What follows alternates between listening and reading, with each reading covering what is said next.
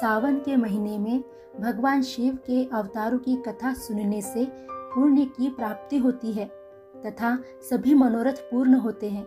इसी कड़ी में मैं आज आपके सामने भगवान शिव के पिप्पलाद अवतार की कथा कहने जा रही हूँ। आइए आरंभ करते हैं।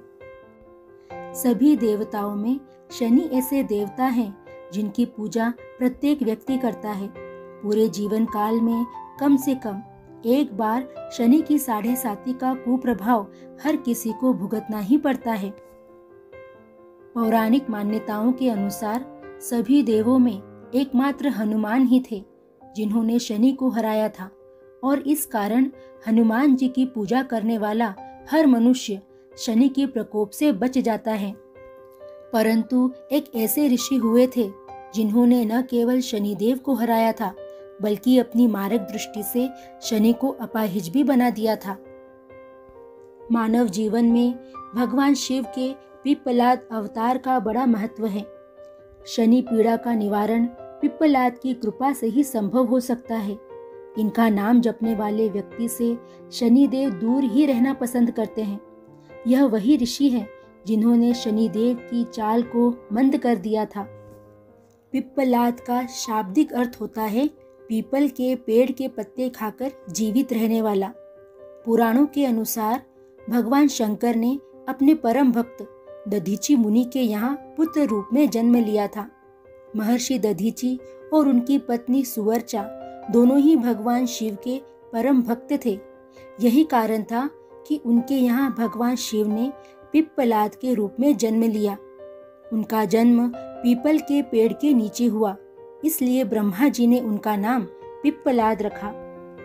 महर्षि दधीची ने वत्रासुर आदि दैत्यों के वध के लिए अपनी अस्थियां देवताओं को दान कर दी थी और जब उनकी पत्नी सुवर्चा पति के साथ सती होने के लिए चिता की ओर बढ़ी तभी आकाशवाणी हुई कि तुम्हारे गर्भ में महर्षि दधीची का ब्रह्म तेज है जो कि भगवान शिव का अवतार है।